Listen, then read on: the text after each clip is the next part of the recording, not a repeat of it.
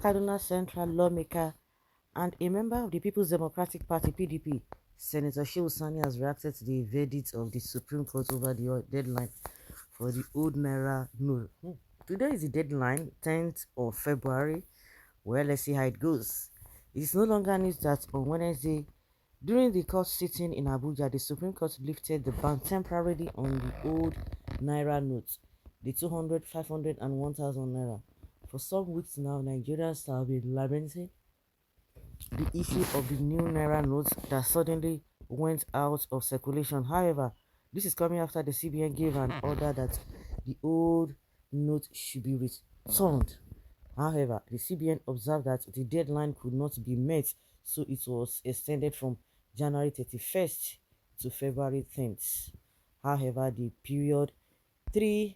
the period, the three APC governors Yaya Bello of Kogi, Bello Matawali of Zamfara, and Nasser El-Rufai of Kaduna had gone to the Supreme Court to file an extension. However, with the ruling of the court on Wednesday, the deadline has now been suspended pending the hearing of the main suit. Reacting to the verdict, the former Kaduna lawmaker said if those who charged the case to court were from the southeast, the situation would have been different. In a post that he made on his verified Twitter page on Wednesday, he said if the three governors were from the southeast, they would have been linked to the indigenous people of Biafra. Okay, thank God that you know that the propaganda is out there.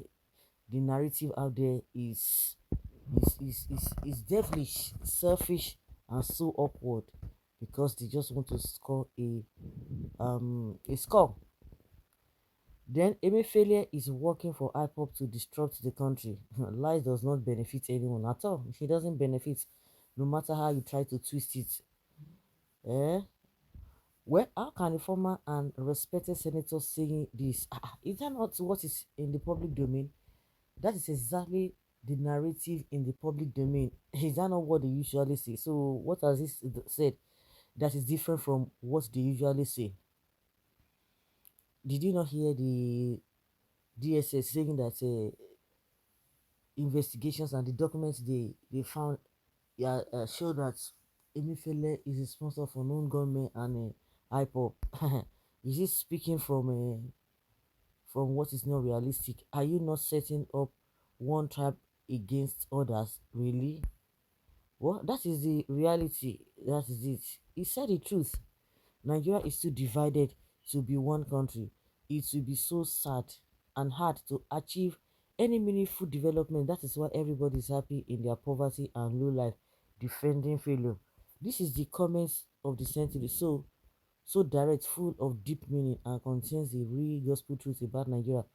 But it's unfortunate that many will not understand this. Everything about Nigeria and everything happening in Nigeria is contained in these simple statements of yours.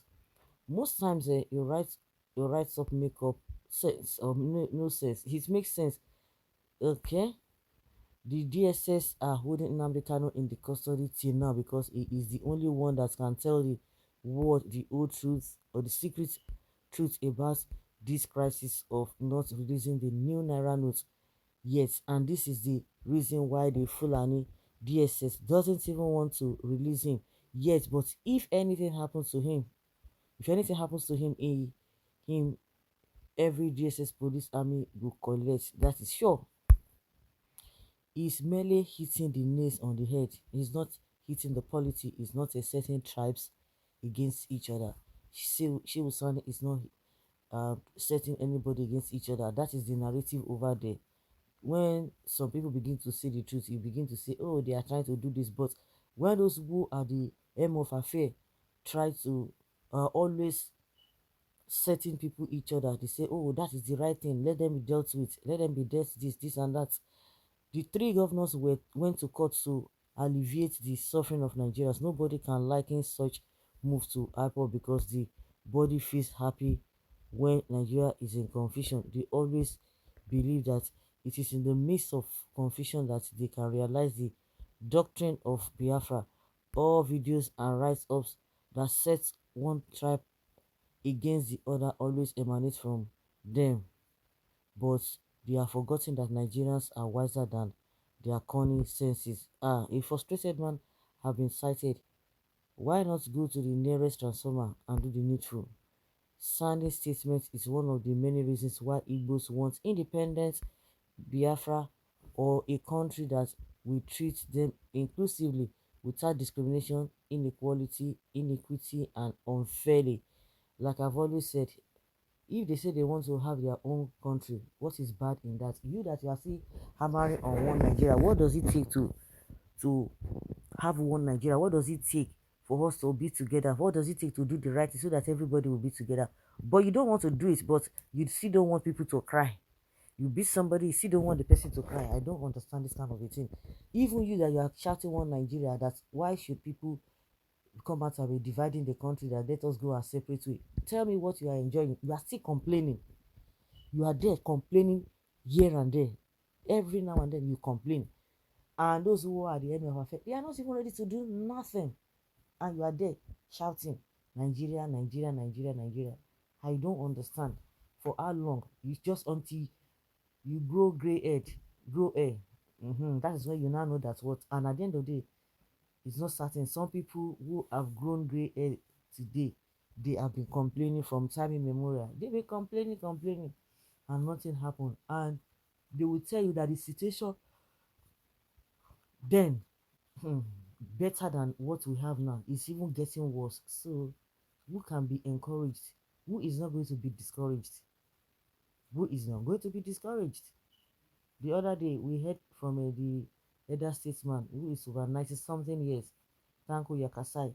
He was trying to say, oh, you know, telling us his preferred candidates and what have you. All of a sudden, he digressed, talking about how some Igbo general or army chiefs, how they killed Tafawa Balewa. And I was like, is that what you're supposed to be saying? And he calls himself a patriot. He calls himself a patriot. And I began to say, oh, yes, there's an underlining thing. In this man's statement, you are bragging proud that you are a patriot, you are this, you are that. But in your analysis or narrative, we could see division there. We could see yeah, I think that's the best way to put it. You could see division there. So it's just really unfortunate.